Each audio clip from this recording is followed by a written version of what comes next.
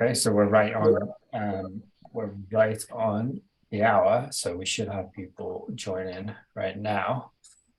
So as people are streaming in to the meeting today, it would be good if people could take a look, and on the screens there should be a poll question for people to be able to select one of the multiple choice answers if anybody is having any challenges with that, or if they can't see it on their screen, they can put it into the chat. That would be really useful. But as everybody kind of like gets logged in and gets settled into this now, maybe we could take a shot at looking at the question. So what is the most exciting thing about working within the engineering space? And I know that there'll be definitely be some different opinions here from the panelists, but the options that we've got on the screen are the ability to make a difference, the versatility of the role, the teamwork aspect, the salary, or the travel opportunities. So as people are coming in, if they want to select one of those options, and yeah, I guess I'll turn it over to our panelists if anybody has any views on what is the most exciting part about working in the engineering space for you before we do a round of introductions. Anybody have any insight or opinions on that?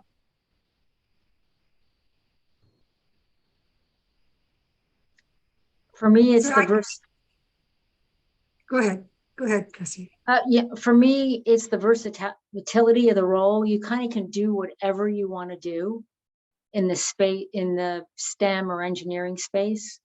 It leads you to just endless variety of things that you can do with an engineering degree or a technical degree. Great, yeah, and I know that when we do the introductions, we'll definitely come on to some of the endless things that it's allowed for you to do in your career, Christine. And there was another take there in the room on this. Yeah, this is Becca. I think for me, it's really around. I'm going to put it in the ability to make a difference category. I work in pharma, so I feel really passionate about the products that we make, but I actually really love like physically seeing something happen. I love physically seeing a building come up out of the ground. So to be able to have like a really tangible thing that I feel like I'm really making a difference. I can see this thing take shape, this thing that I designed and created. I think for me, that's what I'm most passionate about. That's great. Yeah, that's I know there was also some feedback from Bianca in terms of her early childhood and how she'd like to see things get put together in our scope and call for this. Could you pull the results through up on the screen for us, please? That would be great. So it looks like most of our audience agree with you, Becca, that the ability to make a difference is the most important part of this, 55%. And then coming in second is the versatility of the role and the teamwork aspect. Salary, nobody chose salary, which is interesting. I work in recruitment, obviously, and I'm a big believer that while salary is important, it's not the main motivator. People are always looking for a challenge. That's the number one thing that they look for. And travel opportunities has been ranked very highly. So, okay, so hopefully everybody's started to come in now, and we've got as many people on the call as we can. So it would be good if we could do a quick round of introductions. And I guess we could start with you, Christine. Sure. My name is Christine Farner. I've spent the lion's share of my career in the senior director, executive director role, taking large manufacturing capital projects from concept through licensure. I'm super passionate about it. I love it. I've turned down other more lucrative roles so that I could lead the team that takes us to licensure, because all along the way, you're counting how many patients you're going to help, right? It's just, there's nothing like it when we're building something that can save or dramatically change lives for the positive. It's just amazing. Something interesting about me is my job is taking me all over the world. I've lived in Singapore, Ireland, Puerto Rico, California, and a number of other places in the world. And I get asked all the time, which is my favorite, I just want you to know there's no place like home. Okay, Good. Yeah, that's a really good answer, and I definitely agree with you there. As an expat living abroad, there's nothing like home. Thank you for that. Next person on my screen is Lynn. If you'd like to give us a quick introduction. Thank you, Sean. I'm really excited to be here. Every single other panelist here, I'm excited to hear about, and having researched them, they do amazing things. So I sit with a great group of women today. So thank you for having us all. My career started as a general contractor, and I created some relationships with some life science projects that I was running. And then I've never been able to leave the life science sector. So it's been almost 2 decades now. And the teams that I've built, I tell them, if building a facility that helps people have lungs and families that live longer together is not something you can get behind, then you need to find a different career. But there's always something within the life sciences that you can get behind. And I think people are really hungry to be on those teams. You know, Interfex is one of those big shows that happens every year. And I see a lot of the vendors that are on my projects. And it's so interesting because a lot of the vendors in those shows don't know how their product fits into the bigger picture to save lives. And so I think the more that we help everybody understand that they're a part of the ecosystem and they're a part of solving these problems, everybody's happier on these teams and we all are in it. And you can't get us out of it because we're all driven for that. So that's what makes Lynn tick. And I'll stop. Love that. Love that. It's clearly very, very passionate. No, please don't hold back. So thank you very much for that, Lynn. That was really good. Great insight. And I'll toss it over to Bianca. Oh, thanks. Thanks again. And I want to echo Lynn. I'm certainly excited to be here and a part of this great panel as well. So thanks, Sean, for inviting us and hosting this as well. My name is Bianca Richardson. I'm a project manager at Bonson Environmental Specialties. I've actually been in project management within the construction management field for 17 years. And I did get into the sectors of pharmaceutical and industrial after 2 years of being in the commercial side of things. And like Lynn, I just couldn't get away from it. And so I certainly am excited about those sectors, and there's a lot of passion there. Something interesting about me, I recently became very intrigued with radios. So I decided to build my own radio, and I'm having a little challenge right now with the soldering, but you know, I hope to finish pretty soon. So that's something interesting about me. Sounds like my final year of high school. I gave me PTSD when you mentioned the word soldering. Right. Yeah. Thank you for that, Bianca. That's great. I appreciate you joining us today. And Rebecca, if you'd like to go last, or Becca rather. Hey, my name's Becca Ford. I'm at Eli Lilly. I'm currently in leadership, and I manage our large capital delivery in our project management office. Like most of the. Thank you. Thank you all for joining, and really appreciate you taking the time to have this conversation today. To kick us off, the first question, we kind of looked at 3 parts in terms of how we would phrase these questions. And the first thing that we looked at was early education. And a stat that we pulled out was that the American Association of University Women spoke recently about how men vastly outweigh women when majoring in STEM-focused degrees. And often gender stereotypes attributed to parents and teachers underestimating girls' ability at school. And I know that was something that came through in our scoping session for this talk. So I'm curious to know a little bit more about your early experiences learning about engineering and early education as a whole, and how that set you up for the career that you now have. I would love to take that over to you, Lynn, first of all. Yeah, I'd love that. So people that know me know that I can be a little bit of a bulldog, but it's all in the interest of getting the projects done. And I've had, this is the personality that I have. I don't really know a whole lot to do to modify my personality. And so I've always been interested. I was helping my dad build when we were younger. And so in middle school, I asked to go to workshop, like the wood shop workshop. And I had to get a letter from my parents to have permission to take the class. I couldn't just enroll like the boys were doing. Now, granted, I'm older than a lot of people, so hopefully today people don't realize this, but it was a reality in the beginning of my career. And so people were telling me, no, you can't do this. Oh, it's going to be, and for me, that makes me dig in. You tell me I can't do something. Okay, well, this will doubt me. This will be fun. And so that's kind of how my career started, challenging the status quo. Is I wanted to build things in workshop. I built the chair. My parents still have it. Then the next semester, I took a drafting class. Again, had to do the same thing. I had to go through a parental permission that the boys didn't have to do. And so it's gone further in my career. When I was a young project manager, first project meetings, I would have to raise my hand and tell people, hi, I'm the project manager. You need to turn around. You're facing the wrong person. And it happens.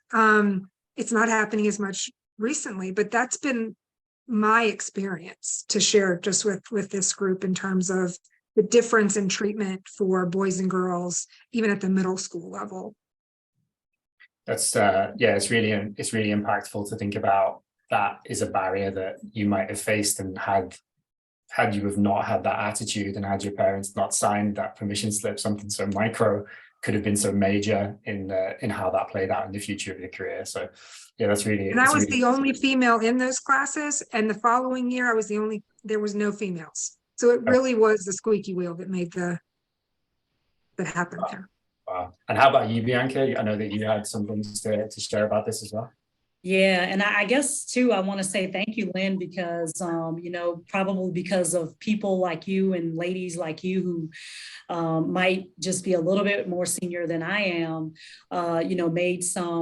made some efforts and stick to itism, if you will, to stay in the grind, right? But my experiences and interests really came around just the operation of household items, right? How does a TV work, or how does the VCR work, which dates me, right?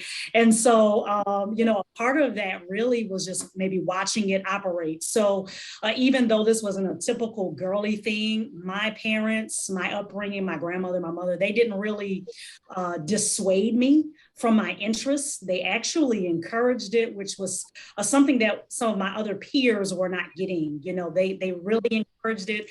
My mother even enrolled me in summer and after school programs for STEM that were available. And so I kind of think she did it so I could leave her television alone, but it really, really helped me, develop that desire, be introduced at a very young age, and be able to spend time with other students during the summertime and even after school that really were interested in STEM programs. So it certainly was invaluable. I mean, I'm still in this industry. So, that's been my experience. Any soldering going on in the back of your mom's TV? No, I wasn't quite ready for that. I just was taking it apart, trying to watch it work. Good. Yeah, it's so impactful. And I see that every day with my wife, like in the way that she signs my children up for all of these classes. Just this morning, I had to take them to school 45 minutes earlier than I anticipated because they were doing an engineering class that I had no knowledge of. It just shows you that how impactful that can be. Becca, do you have anything to input on this in terms of role models or people who've been encourage you to consider STEM subjects? Yeah, I think it feels like a similar story to Bianca and to Lynn, but for me it was really my dad. I'm an only child, and my mom she worked in the healthcare field, so she worked second shift a lot when I was growing up. So from like 3 to 11, so I saw her very, very rarely. She worked a lot of weekends too, so I spent a ton of time with my dad. And my dad just had I think he just had no idea that girls and boys play differently. I think he was just really ahead of his time. And so he did things with me that he enjoyed doing. And so that was, learning car maintenance and doing projects around the house. And that's just the stuff we always did together to kind of pass the time. And So, for me, I sort of didn't realize that other girls like didn't grow up that way until I was quite a bit older, and learned that it's, maybe it wasn't as typical in the early 80s, for a girl to be, taking apart a faucet as a, a project, as opposed to, other things. So, for me, he always kind of, when I would ask him questions, he would just be like, let's figure out how to do it. Let's figure out how to do it. He always sort of made me feel like there wasn't any problem I couldn't solve. And so engineering felt like a really natural fit, right? We're just here solving problems. Wow. That's the thing that strikes me about that is how challenging that must have been before YouTube, because all of the projects that I do on my house right now, faucet is like very present with me at the moment. It's like rewinding the video over and over. It's figuring out how to do it. So yeah, that's a really good share. Thank you for that. And Christine, you have any input here in terms of role models or people that encouraged you? I was always good at math and science, like all my compadres here, and dragged my parents kicking and screaming, literally, that I wanted to be an engineer. So it was different because they just didn't think that was what a girl should do. The stereotypes, they persist today, right? They start like as soon as you get into school, and they keep going. So unless you have extra effort somewhere, whether it's your parent or parents, your grandparents, a neighbor, something like that, it's very difficult to fight the systems. Is it possible? Absolutely possible. I think the four of us are evidence to that, but the stereotypes persist. So our job, I think, for extra effort for other women in our from little girls all the way up to the corporate C-suite, is to help them and mentor them along. Yeah, that definitely, talking about systemic challenges feeds into the next question, and it definitely is still apparent today, even though we are making clear strides here. But when it comes to actually entering into industry, so taking it from education into actual employment in industry, what were some of your initial experiences, and how male dominated was the industry when you entered into it, Christine? Well, when I entered into engineering school, there were 0.04% of the engineers in the United States were women. There weren't very many of us, if any of us. I was real fortunate. On my street, there were 3 men who had daughters who were all chemical engineers, and none of their daughters wanted to be. So when they heard that I wanted to be a chemical engineer, they all took me to work. One of them worked for Bell Labs, one of them worked for Union Carbide, one of them worked for Jacobs Engineering. They all had vastly different jobs, and it was amazing to me to see the difference that a chemical engineering degree can make. And they were instrumental in solidifying my decision for chemical engineering. And it was because their daughters didn't want to be engineers. They're like, wait, there is one somewhere. So yeah, that's so important. That representation, right, and being able to see yourself in the things that you want to do is so critical. Do you have any experience here or any points of view to share on this as well, Becca?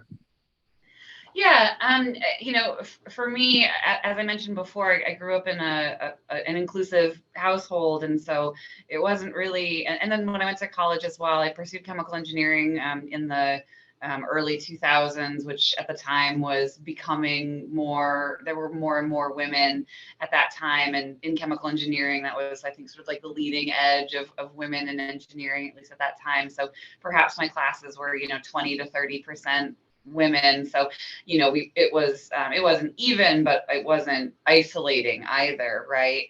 And so then for me, I think where it became a little bit apparent that it can be isolating, and it can be a bit one-sided was when I actually entered the workforce, and I started in a role where I was doing large capital delivery, and I was absolutely the only woman on my team.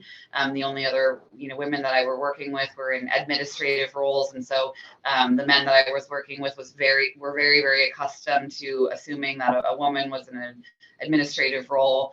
If they saw someone on site, and I remember like during one of my internships, I think I had a contractor say to me, like a pipe fitter, and he's like, well, I can see that you're pretty, but do you know what you're talking about? And it was like that, like, whoo, sort of that, oh, like that just got said out loud. It feels like something you would see in like a bad, after school movie from the 80s about discrimination or something, but that's like a thing that I actually heard, right? And I think things have changed a lot in the nearly 20 years that I've been working in the industry, and I've seen a lot of change, and I don't think I'd hear something like that now, or I hope I wouldn't. But it did help me kind of look around and say, like, there really aren't a lot of women here. I wonder why that is, right? And I know that we're all here today to talk through some of the ways that we've worked in our careers and continue to work in our careers to make it a more welcoming place for women, because it is such a rewarding career, and it's a shame that more women aren't currently successful in it. Yeah, absolutely. And that probably bridges really well into the second poll question that we had. If you could pull that up on the screen for us, Lucy, that would be great for the audience. In terms of one of the things that I think is quite prevalent in a lot of industries, but in particular in the engineering and construction space, is psychological safety at work. And so the poll question that we asked for our audience here is, how do you ensure you create a psychologically safe space at work?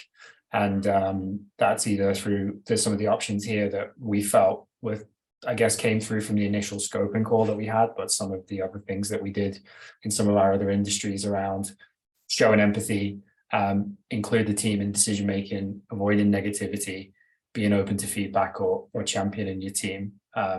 Any thoughts on this one, Bianca, and which one that you think really would promote psychological safety at work? So I really think showing empathy was one.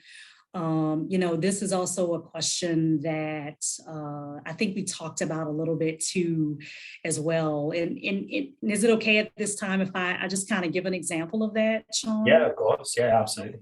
So I remember, I was on a client site, and there was just a racial incident that occurred that actually made national news. And I had projects on this particular site, and, we work with this client quite a bit and this site quite a bit. And I was sitting in my office one day, and the CEO of the company that I currently work for stopped by and said, hey, I just want to ask you, do you feel safe going back to this site? Like, do you feel that, do you want to stay at this site? We can switch project managers if we need to, and you won't be penalized. And he made me feel very comfortable if it had been my choice. And what that showed is awareness from the top down, right? That, how certain ideas of minority in our field, in management, and that empathy, that care, and also just understanding the realities that are out there that come against minorities, right? And underrepresented demographics in our field. And so, I think that was a huge thing for me, right? The empathy, the concern, and also the insight. I didn't have to go to him, right? I didn't have to, and then also him making me feel very comfortable that if I had chosen not to go back to that site, that I wasn't going to be penalized for it. And I think that's really important.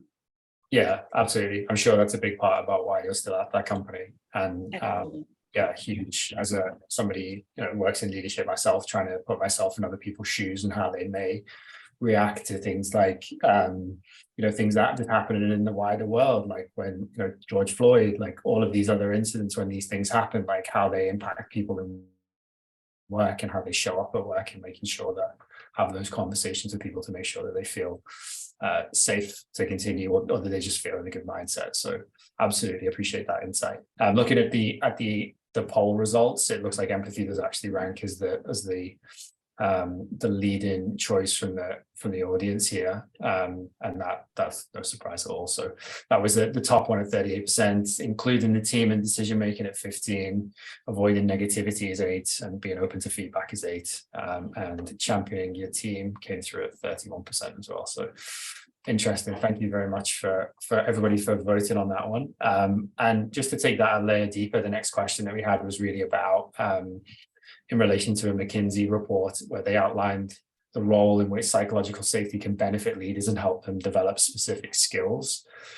So I'm curious, Becca or Bianca, I guess, depending on whether or not this is related to the example that you just gave, or whether there's something else that you'd like to share here in terms of your experiences for feeling psychologically safe in the workplace and how you've created your own safe spaces. Yeah, I can, I'll take first pass at it. I think there have definitely been moments where I've felt a little bit of concern about psychological safety, right? And as you just mentioned, there's been so much that's gone on in our in the U.S. in the last 5, 6, 7 years, and I've definitely experienced, sometimes traveling where I felt like it's really, really male dominated, and in parts of the country that were, definitely, less, more conservative, and folks felt really enabled, kind of loudly talking about, what they felt about women, or, things like that, right? And so you kind of, for me, kind of say, for me, now that I'm in leadership, I think about, if I'm having those experiences where I'm feeling like I'm not 100% sure that people are appreciating me for me, I try to think about what I can do to make my team feel safe, and what I can do to make my team feel secure, right? And so for me, that looks a lot like setting really clear boundaries around what are leaders expected to do around DEI. It's not a nice to do, it's a need to do for leaders at this point, right? We're in 2022, this is something that we should be doing for the people on our teams, not only because it's just like the right thing to do for people, but it's also what we know gets us business results, is having that diverse collaborative team. So for me, it's around setting clear expectations and holding leaders accountable for driving diversity, supporting diversity, being inclusive, driving inclusive behaviors, making sure that we're focusing on trying to understand bias and mitigate it. So those are the things that I think are really necessary, and really sort of like now I think becoming baseline expectations of leadership as we move forward in the 2020s, right? Bianca, what are some of your thoughts? Yeah, so some of my thoughts are, first of all, having conversations like this create safe spaces, right? Because it exposes, it empowers others with information, and maybe even it educates someone who did not realize of the challenges or the disadvantages, and just the different issues that come up that sometimes we just don't talk about, right? We handle it. I'm sure everyone on this call many times experience things and we never complain about it, right? We just take it on the chin. We move, we process internally, right? Or maybe we tell someone that we trust and process through it, and then we just move on, right? But having these type of conversations is a part of that, right? Which is why when the invitation came, I jumped on it, right? Because this is how you do it. You talk about it. You don't hide it. You don't just continue to push it away like it doesn't exist, right? Meet it head on, meet the challenge head on. And I think that's one way. I think another way is also, as Lynn seems to do as well, is a lot of these conferences, right, that have spaces where there are diverse groups and diverse topics. Actually attending these conferences and making them available to employees and to those different type of groups that specialize within women in engineering. I also think it's very important when we have, like, for us, women in construction and different things, those months. I think it's also very important to participate, even if your company doesn't necessarily participate. I think it's very important for individuals in that field to take that step out and participate. Put it on your social, put it on LinkedIn, and then maybe it might impact somebody else to realize, you know what, we ought to participate next year, right? And so I think it takes some of that drive on us to take that initiative.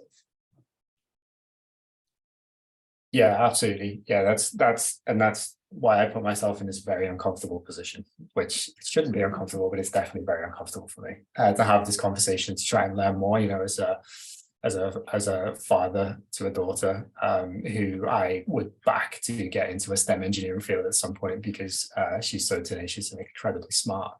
I think it's important to try and understand, have these conversations to try and draw attention to these issues. So yeah, absolutely. And I think just on this, one thing that I probably could add here is that one of the things that I do think we do really well at Trenovo is that we work with our employees to put in place wellness action plans.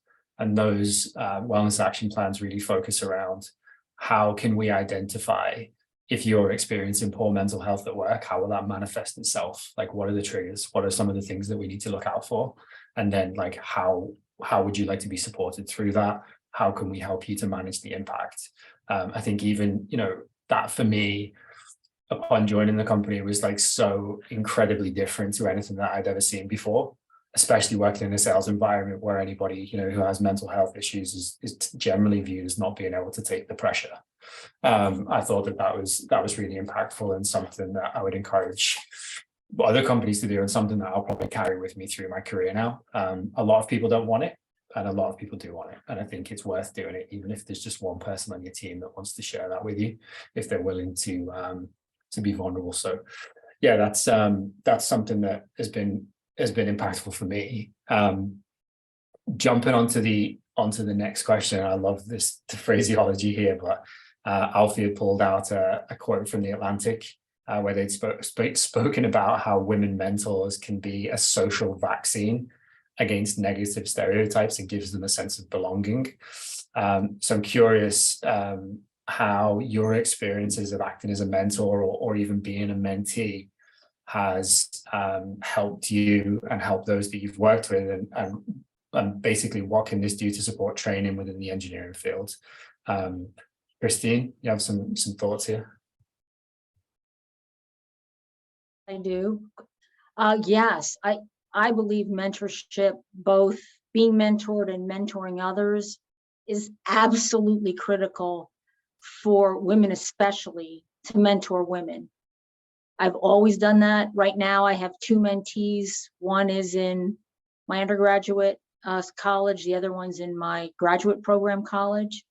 And it's amazing what they're not taught on how to start out their careers or how to advance their careers. I get the same questions with every new mentee, but I'm ready for them, and sometimes I answer them before I get them. Classic question is, should I do a master's before I go to the workforce? So I'm like, well, if you want to make more money, it's not a good idea, but if you want the education, go for it, right? Another thing that I find to be critical in my teams is to take the women to lunch once a month that are on my team. We're often remotely located away from the rest of the corporation, and they don't have a lot of touch spaces back at corporate, if you will, or back at the home office. And we talk about things like 13% of the workforce for engineers are women, 13% total. I'm not talking about one discipline, but just in general, we talk about why that is. We talk about how they can mentor other people from their college or from their high school, because if women aren't mentoring women, it doesn't work. And I don't know another way to say it, but it really helps them understand that there is a path. People have done it before. They can do it. And it helps them talk about what they want to do, because not everybody wants to do the same thing. Thank God, right? We all have different skill sets. So we talk a lot about, with my teams, for example, well, what do you want to be when you grow up? You know, how are you going to get there? What do you think? And of course, everybody goes, oh, the women are going to lunch again. But you know what? We need to go to lunch again and talk like this. And we need to have mentors. Not only we need to be mentors ourselves, but we need to have mentors in leadership. And I think that is one of the hardest things to get from leaders, because they're so busy, right? But we have to be after them and ask them. And as when I coach people, I tell them, get someone outside your own management chain, because you need to see a different perspective, whether it's, you know, marketing or R&D, or, you know, stay out of engineering, go someplace else. And it often really works and helps them to see a different part of the company and a different way to look at the company and the business. So for me, it's a must-have, critical extra effort that you have to do. Yeah. Yeah, that's so true. Getting an external mentor has been really impactful for me as well. Somebody explained it to me that your in the box thinking is your out of the box thinking is somebody else's in the box thinking. So like, while it might take a lot of mental effort for you to think differently about this, somebody else might just naturally think differently about it. And that is where, you know, you get innovation and where you get progress effectively. Rebecca, at the point of setting this event up, I noticed on your LinkedIn profile, obviously, that you're very involved in mentoring, many different aspects of mentoring. Some aspects of mentoring that I didn't even know existed, and had to Google a few of them. We'd love to get your input here as well.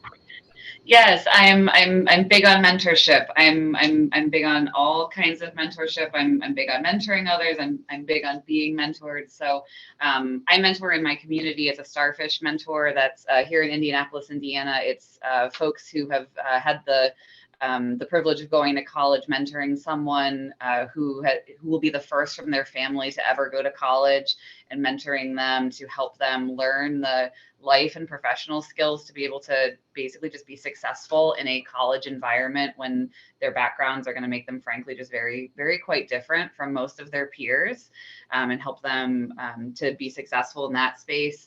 And so through that process, I have learned so much. You know, I've learned from people who are different from me across so many dimensions of different. So for me to have that opportunity to learn about inclusivity, also in a way that's very safe. I have done it 4 times. I've had 4 mentees, call them scholars, and I mean, I've screwed up, right? I've said the wrong thing, and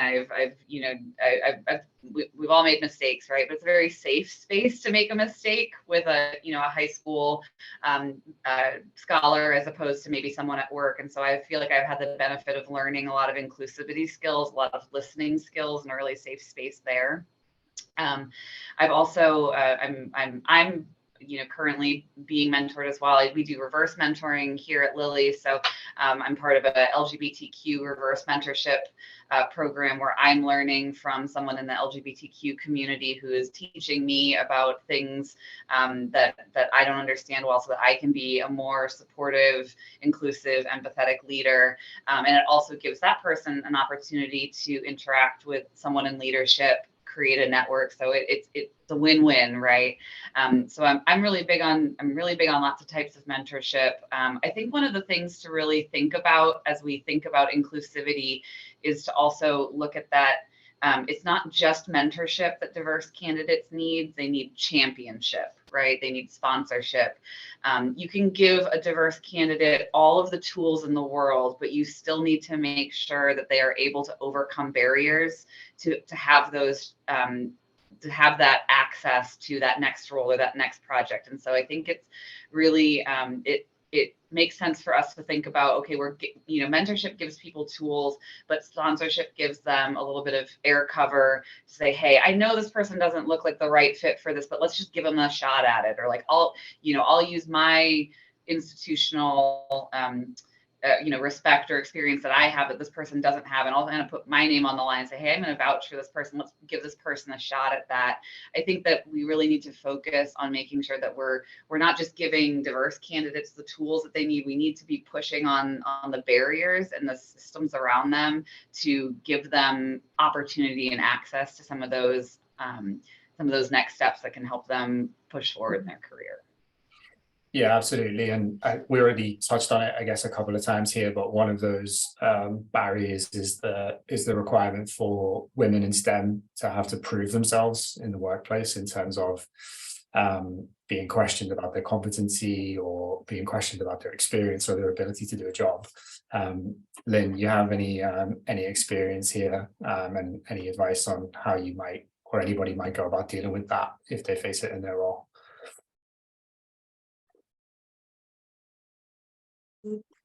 Thank you. I think acknowledging it is the first step, because if we don't acknowledge it and see where it is now, we can't change it. And I think the people on this call are fully aware that there is oftentimes everyone has to prove themselves. I think in my case, because my personal experience as a younger individual had me up against some challenges, I potentially could have a chip on my shoulder as an older adult. So now that I've started to mature and become more wise in my career, and as I'm talking and teaching and helping other people, I have to always ask myself, what role did I play? And I'm not trying to make anyone into a victim, but there's always two people in these interactions. And so the more that we can empower people to be emotionally intelligent and open, the more that everybody benefits, and everybody literally is lifted by that outlook and that perspective. Because in reality, we're more alike than we're different. All of us, men, women, boys, girls, blue, pink, purple, we are all more alike than we're different. And the more that we acknowledge that and say, look, we're in this together, be honest with me, I'll be honest with you, you create that safety so those conversations can happen between whomever they need to be, gender, race, any sort of difference. Absolutely. Yeah, really, really good take on that. And I feel like you had a really good example of this as well, Bianca, in terms of the need to prove yourself and your experience there. Yeah, absolutely. Thank you, Lynn, for saying that as well. Just examples of, coming on site and, being the only female and just having to, prove that, you're informed about what's happening, about construction systems or that sort of thing. But what I found is that once people realize that what you're talking about, they tend to really shift into, okay, now I can trust this person's knowledge, right? I think that I've seen that, and I've seen that shift before. I've also experienced this from individuals and companies really that lacked diversity, right? Like when diversity was not present in the company itself, it seems that the lack of diversity itself produced a lack of trust. I was reading this article from Sarah Martinez, and she put out this article about 5 effects of the lack of diversity. And one of them was a higher rate of discrimination. I mean, it's like, when you're not exposed to something, right? You have the propensity to not understand it or, just be uncomfortable. A couple other things that she mentioned in this article was that, one of the effects, another effect was like the lack of new energy or the lack of different voices in the room. So maybe that company continues to have the same type of ideas, or they're not really growing, right? Because of their lack of voices in the room or at the table, right? A lack of innovation, a lack of maybe even consumer support, right? Because there might be some consumers or some clients that may be more diverse than your company. And then now we have employees or managers or whomever that find it difficult to link with that other company. And so I think the lack of diversity itself is a risk now, especially to doing good business, right? It's because we could find so many different types of people from different countries, right? And that's one thing I love about engineering, right? I've worked with people from Scotland. I've worked with people who were born in Japan, who, taught me different things and brought different dishes to work. And, it's just like you really become a more rounded, well-rounded person to understand where people are, what they, how they click, maybe even what their nuances are, right? Because you find different cultures have a certain apprehensions, right? And so, but when we're not exposed to those different people, it does create trust issues, right? And that, to me, is a risk to business. I completely agree with you, Bianca. I think one of the things that is a question that I have coming out of today, I continue to have, is how do we do this for small companies? Lily, like I'm in awe of Becca because she's an ally for everybody. Like they have these programs, you have these phenomenal programs, Bonson, and so what I'm primarily have worked in the startup. I work for big companies, but it's primarily been with startup, with smaller teams. I have project teams that end up being hundreds of people. But the teams and the companies that I pull from are small. And so their diversity is low, their headcount is low. So how do we get the things, all of the amazing things that Lily and Bonson, et cetera, are doing to a group of a drywall company that has 10 people that are they're all in the same family? This is a problem for the pharma industry, but it's even larger when you zoom out. Mm-hmm. Yeah, I mean, one of the things that I've seen done successfully and was a big part of are the employee resource groups, and allowing individuals to take over. I was in charge of organizing all of them at one of our job sites, but the employee resource group was led by a woman, and people could go, and the company sponsored the fact that they could go at lunchtime and they bought their lunches. So maybe some companies won't spring for the lunches, but it's good.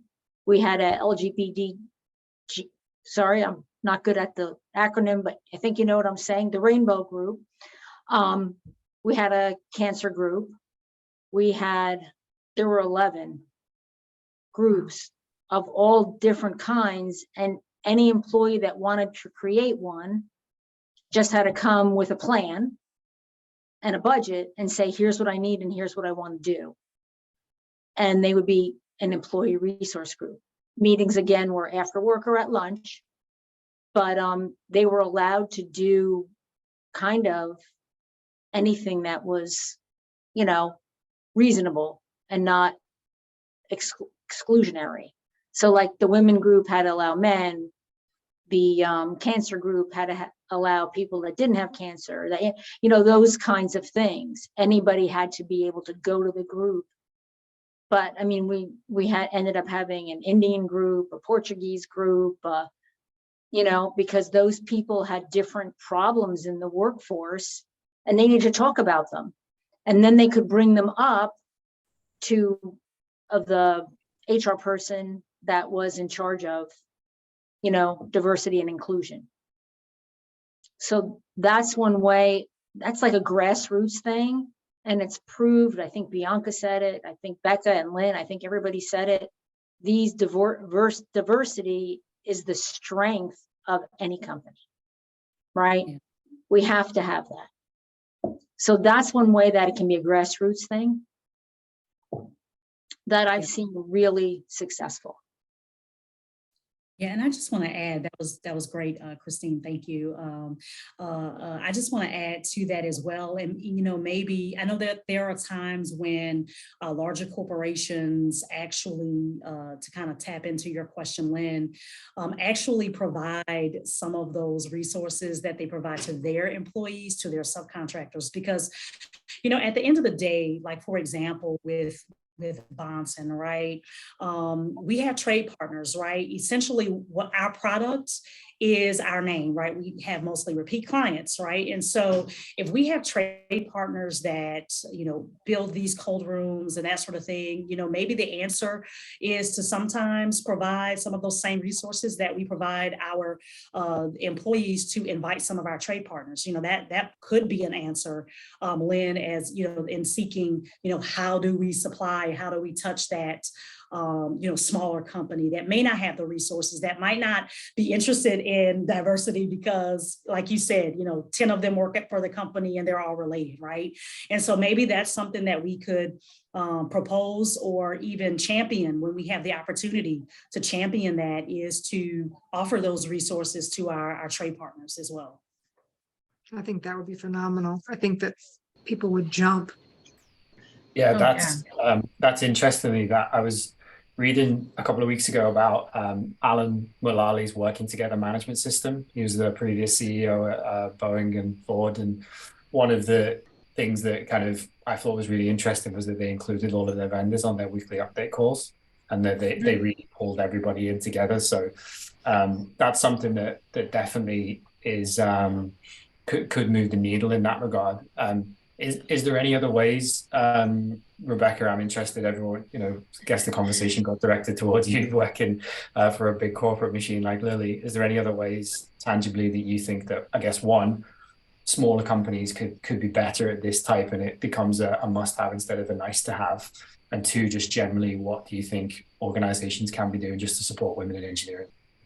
Yeah, and those are great questions, and I do think it's really fair and valid to push a little bit on. I mean, Lilly's a huge company, right? We've been working on specific diversity, equity, inclusion initiatives for a really long time, right? So we've been able to develop some clear culture around that, and that's not something that is necessarily feels scalable to different types of companies, and particularly within the trades, right? As Lynn, you mentioned, there are some subcontractors and things that we work with where we say, wow, we'd really love to see more diversity here, but it's just a challenge within a particular workforce, right? So I think simple things, folks have mentioned grassroots things and simple things. I think that's the place to start.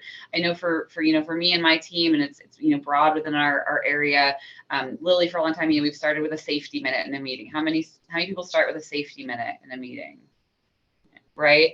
So for me, a safety minute can be a psychological safety minute too, right? It can be a DEI moment, right? So kicking off a meeting with a short, hey, it's December, there's a lot of holidays, who here has heard about Bodhi Day or whatever a little DEI share might look like, for 30 seconds or a minute at a meeting, having that be something that gets passed around like a safety share does. And that, I think, sets a tone for, this is a thing that's important to us, and this is the thing that we talk about, and we do it every day, right? I think those are small, simple things that we can do in order to foster at least starting a conversation around inclusion. And Bianca, you mentioned before, it's really just about sharing experiences, sharing stories. Once we get to know each other better, inclusion, it's like, yeah, well, of course we're inclusive to the people that we know and love and care about, right? So I think it's just anything that we can do to start those small conversations. Sean, I feel like I hit maybe half your question. Did I? I feel like there was a lot of weight put on your shoulders with that question, to be honest. So I feel like you did as well as you could effectively. And hopefully no one from Lilly is listening, but Lilly has a ton of room for growth too, right? There's still a long way to go. So it's still something I think no matter where we're at with our, on our diversity journeys, we all still have an opportunity to do better. Absolutely. Yeah. I feel like you have that answer for the whole of America there. But yeah. Christine, yeah, absolutely. Sorry to talk over you. Yeah, absolutely. I'd love to. Can I bring everybody's attention to the question that we have for the panel? Yeah, absolutely. So the question is from Nastaran.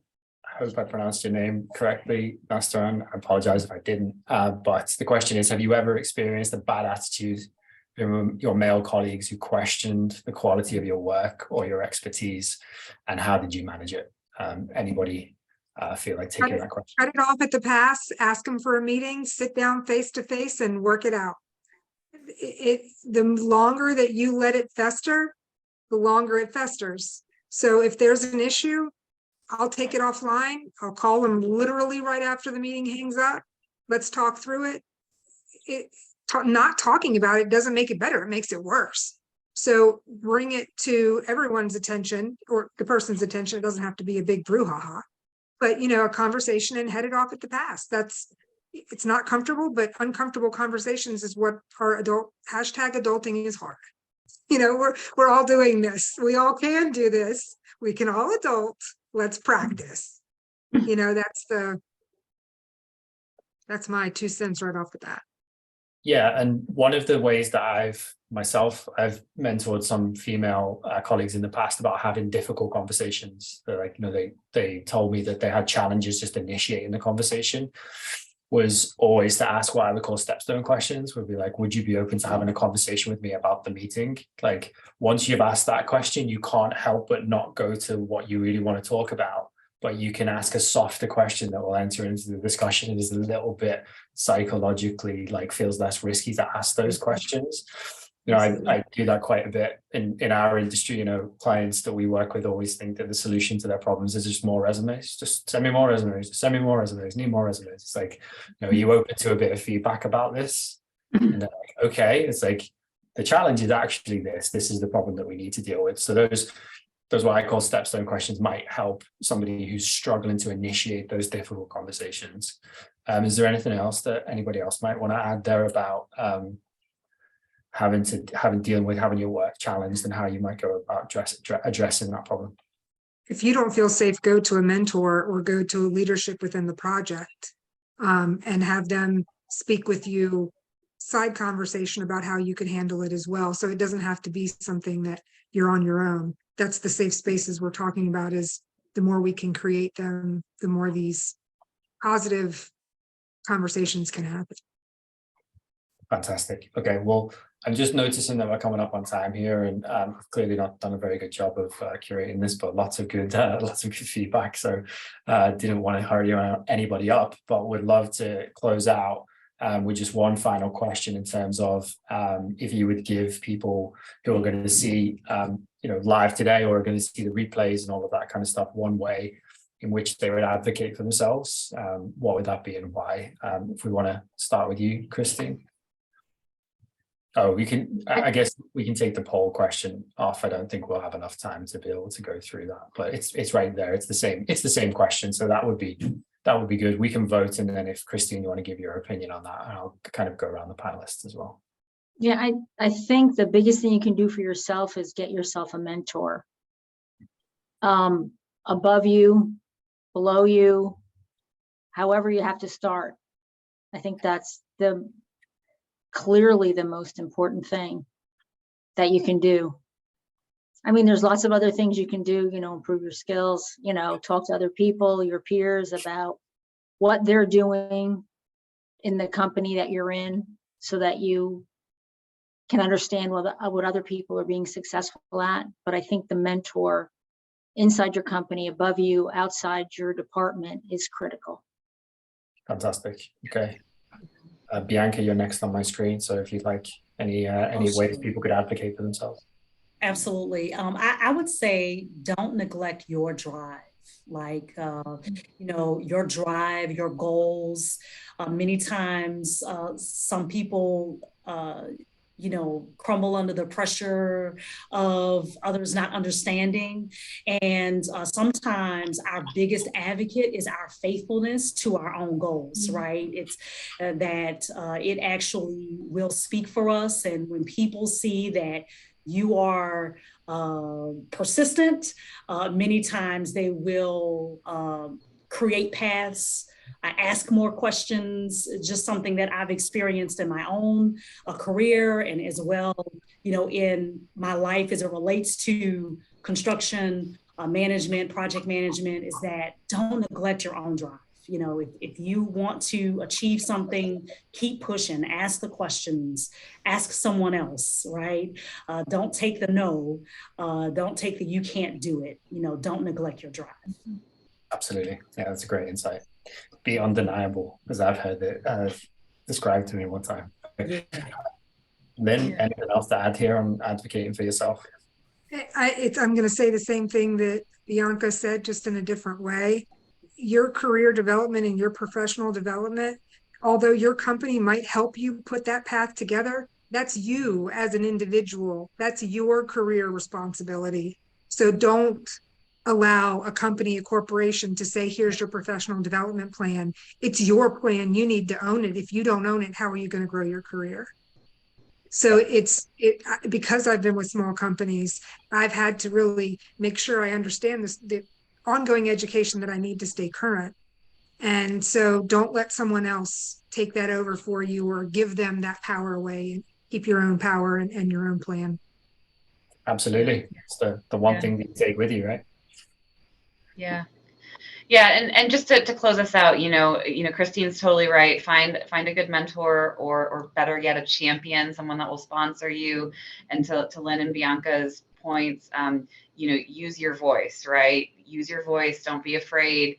Don't let whatever you've been taught about how women should speak to others influence how you need to advocate for yourself. And I had the opportunity pre-COVID to go see Michelle Obama speak here in Indianapolis, and she said something to the effect of, whatever table that you are at right now, you were brought there for a reason. So don't be afraid to use your voice. You were brought to this table for a reason. So we're all at whatever table we're at because someone thought that we belonged there, and so we should never doubt that we belong there, and we should use our voice as if that's why we were brought there. Awesome. Fantastic analogy to take us home here. I know we're just over the hour, so I'd just like to thank all of you for the unique perspectives that you've given and for joining the call today. And thank you to all the men who joined the call. Yeah, there was. We appreciate you and acknowledge you. Quite a high number of male signups. Actually, I feel like a lot of those didn't follow through into the actual attendees. I know that sometimes these can be challenging, but we see a huge volume of replays on the streams and things like that. So yeah, appreciate all of your time and all of your insights, and thanks everyone for joining, and hopefully we'll get to continue this discussion at another time. All right, so thanks everyone, and have a great day. Thank you for allowing yourself to be uncomfortable, Sean. You were great. Appreciate the feedback. Thank you. Bye.